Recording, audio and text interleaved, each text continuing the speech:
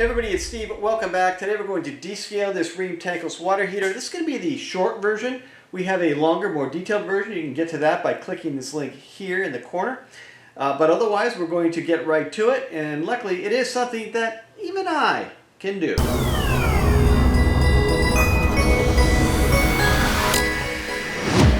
All right, for our job today, we're going to be following the Rheem Technical Service Bulletin reference this particular unit. And we're going to be following these steps that I have printed out here. Now, if you want to copy that, there's a link in the corner. You can click on that and you can download that and have it handy.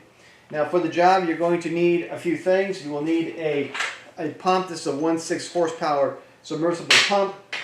You'll need two of these washing machine type hoses that we're going to use to connect to our service valves.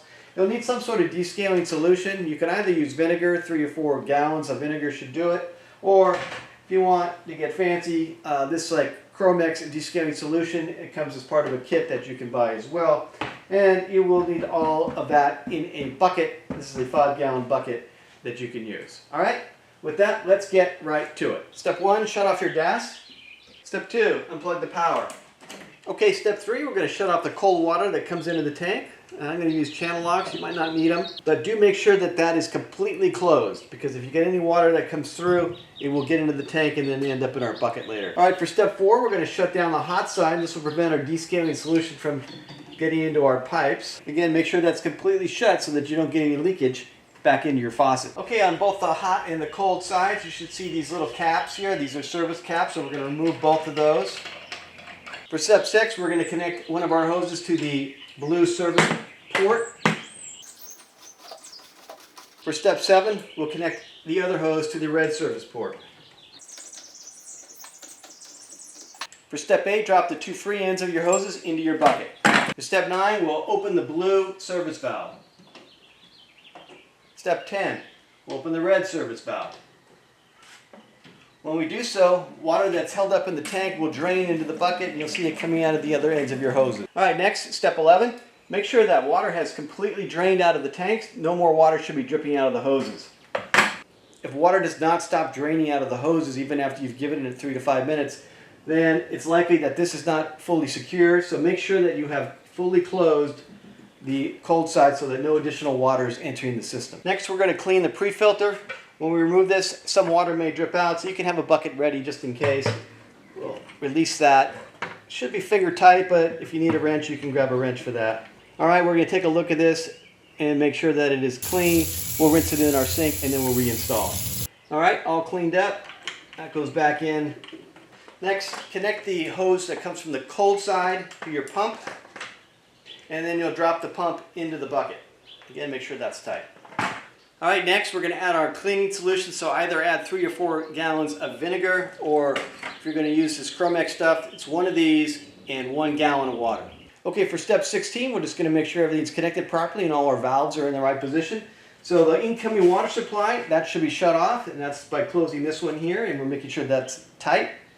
The service port on the cold side should be open so the water can come in from our bucket. We'll make sure that we replaced our pre-filter that we cleaned. On the hot side, we want our service port open so the water can leave from the unit into our bucket. And we want to make sure that the line that runs into the house is closed so that we don't get vinegar and descaling solution in our faucets. Okay, we're ready to plug in our pump. Now you should do that with a properly grounded outlet, preferably a GFCI plug like this one. Just plug that in. As soon as we plug it in, the pump will start running. Okay, the descaling is in progress and we want to let that run for 45 to 60 minutes. If you have really hard water in your area, you want to go on the longer side.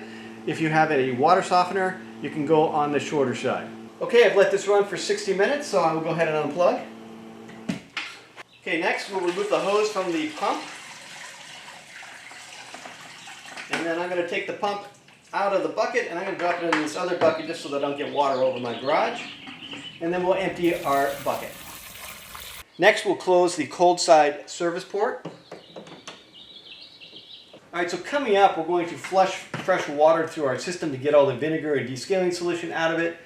And we need a place for the water to go. Now, you can either run it straight into the bucket, but then you're going to have to sort of start and stop and refill and empty your bucket. multiple times. Or what I do is I take a standard garden hose, I attach it to the hose that comes off the hot side, and then we will just run our water out to the garden. All right, step 25, we're going to flush fresh water through here. So we'll open up our water supply line here, and as soon as I do that, you'll hear the water run. If you connected the hose to the garden, it's going to be running out there on the garden. If you're filling up a bucket, get ready to stop it and empty your bucket, and then repeat 2 or 3 times at least. And once you're satisfied that you've run out all your descaling solution, go ahead and shut off the water. All right, now we're going to recheck our pre-filter, so I want to make sure that all the water once again runs out of the tank. So I'm going to reopen my service port here. And then I'll look at my hoses here and make sure that all the water has drained. All right, with my bucket position, I'll open up our pre-filter once again. Just a little bit of water. Now I'll check this and rinse it if necessary. Our clean pre-filter, put that back in. Close both our cold and hot service valves. Close and close. Next, we'll remove our 2 hoses. Doesn't matter which side you do first. Red side and the blue side. Next, put the caps back on the service valves. Cold side. And repeat that on the hot side. Next, we'll open our hot side and our cold side.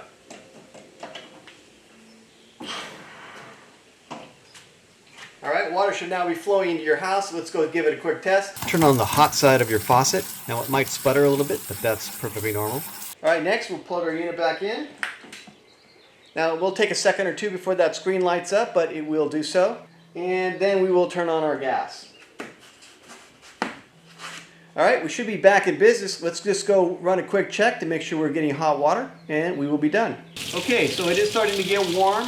Not quite hot yet, but as long as you start feeling it get warm, then that's a good sign that everything's working. So we are good here. All right, your water should be back on and hot and descaled, and that is it for that. Now, there is one other piece of maintenance that you should do whenever you do this descaling, and that's to check the pressure relief valve, make sure that's working.